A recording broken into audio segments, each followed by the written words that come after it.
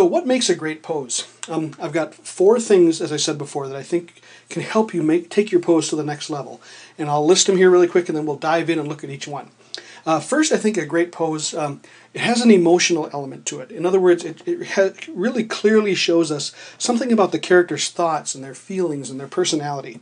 There's also a physical aspect to it, where the character is not just acting with their face, but they're using their whole body, not just their hands and their mouth and their eyes. It's entertaining. There's a sense in which, I guess it depends on how you define entertaining, what that means, but to me in this sense, for this webinar, I'm talking about taking an idea that's common, something everybody can relate to, and showing it in a fresh and unique way.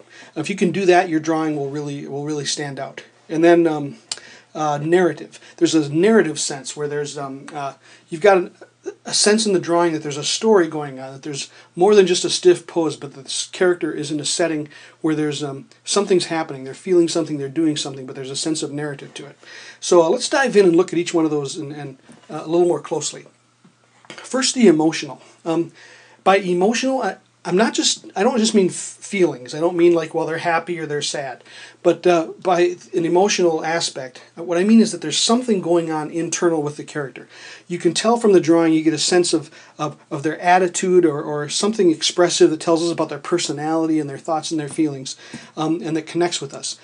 So one way we can look at that is through their personality. You can say, how can I do a drawing that really shows personality? Here's a quick example of a woman that I drew.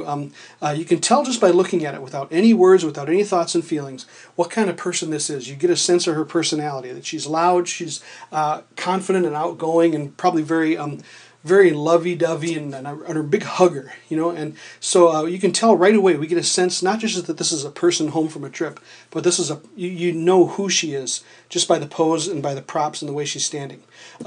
Another example, here's a sketch from a project I did a while back. You can tell this guy's got a totally different personality. He's more reserved. He probably doesn't share his thoughts with very many people. He's kind of got a sly look about him. Here's another sketch, another guy who has a different personality. You can tell that he's kind of unkempt, and the way he's sitting on that Fragile box on his lunch break, you can tell he probably maybe has a little maybe has BO problem, or he probably enjoys a good beer and a football game on the weekends.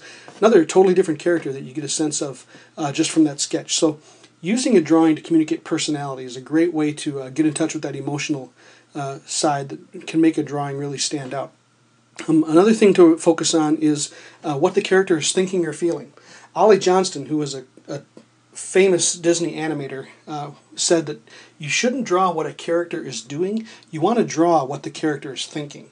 So you don't want to draw a character just walking. You want to have them walking with some attitudes. You can tell how they're feeling and what they're thinking as they're walking. Here's a quick example of a guy just doing like a happy little, jiggity strut as he walks down the street. You can tell he's feeling very chipper and upbeat. Here's another pose. You can tell what this guy is feeling. He's probably he's seeing something that is puzzling to him, is causing him to pause and reflect for a moment. Here's another sketch. This guy's tired.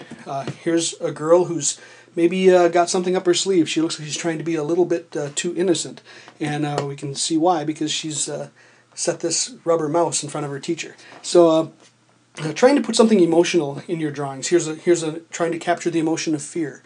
If you can take an emotion or a personality trait and put it in your drawing, you'll go a long way towards creating something entertaining. Another thing that I would recommend is studying model sheets. If you don't know what a model sheet is, in the animation industry, when a character is created, an artist will sit down and draw that character in several different poses and several different situations, and then distribute those drawings to all the other animators so that they know, how does this character walk, and how does this character behave when they feel this way or when they feel that way. And if you look online, and you do a Google image search, there's a ton of really cool model sheets that you can study. And a great exercise I would recommend is to find a model sheet with some poses that you like, and take your sketchbook and take your own character and try and sketch your own characters in those same poses and see what you can learn from them. Model sheets are just a terrific resource for studying emotion.